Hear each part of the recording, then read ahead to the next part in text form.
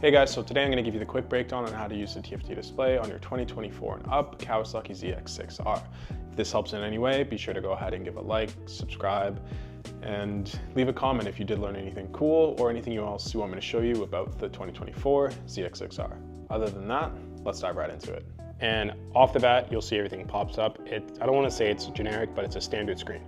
So you'll see your gear indicator, your kilometers per hour. Yes, I live in Canada. Your tripometer, your range, your time. Most of this can be adjusted. So first starting off is your rider modes. Up at the top where you see it says sport, that can be adjusted by going over to your little dials over here, holding down, and you'll see that it changes to road. And then like I mentioned, going back to the dial again, holding down, it's going to change to rain, and then it's also going to change one last one, which is your rider. Now inside your rider, you'll see where it says Power F and KTRC 3. This is where you're able to change your power level and your traction control. So by pressing the select button, you'll have the option now to press down or up to switch between full and low power. Generally, I leave mine at full. And then over on the KTRC, your traction control, pressing up will adjust it to go down, down, and then off. Now, I generally leave mine in off because I like to kind of do wheelies, and it's really hard to do wheelies if you leave the traction control on. So if that's what you want to do, turn it off. Another trick while we're still out on the main screen is your quick shifter.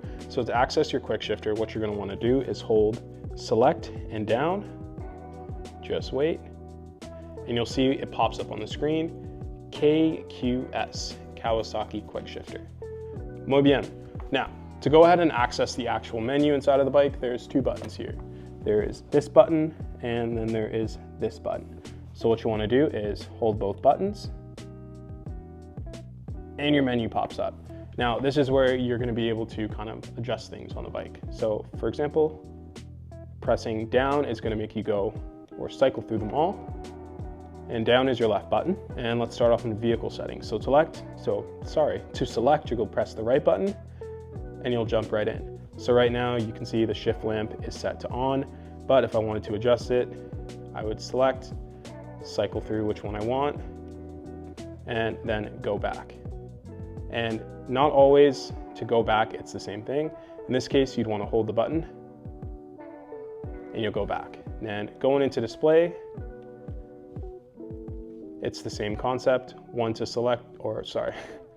one's a little bit different. So in this one, it's where it gets kind of tricky.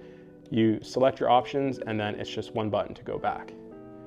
Then date and clock, you're in there, perfect. You like everything, you'll just go back. Service, this is where you're able to really adjust or track your oil changes to make sure you stay on time. I currently don't have it set on. I'm going to wait until next season to turn it back on, but simple, hold, go back.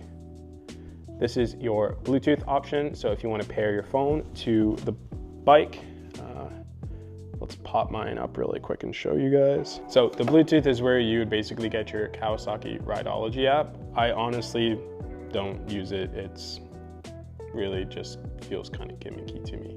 But yeah, you connect it to the bike and then kind of can track your logs, your trips, gives you updates on like your fuel level, your average. Basically everything the bike would tell you, it tells you on your phone. And then units. Now in reference to units, like I said, I'm Canadian, so this is how we read the world. And then you go back. And then to basically close it out, you just hold the two buttons. Now at the very front screen, at the very bottom here where it says range, you can adjust that by pressing the down arrow, and you'll be able to cycle through all the options that are down below. Now, when you're in the rider mode, to remove where it says power and KTRC, you'll hold your select button, it'll disappear, then you press the up arrow to kind of cycle through the options that are there, which is just your tripometer and your odometer reading. That's really it. Now, the very, very last thing that I think is kind of cool, if you don't like the black screen or you don't like the white screen, what you'll do is you'll hold the right button and then it'll switch over to white, and you can switch it back as well. And I think honestly, just for the upcoming season, I'm gonna leave it in the white. It's different and it looks kind of new to me. So yeah, that's really it.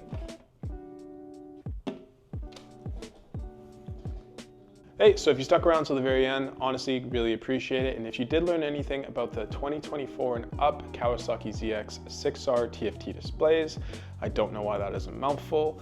Be sure to go ahead, hit the like, subscribe, and turn on the notification bell for other ZX6R updates. And like I always say, peace.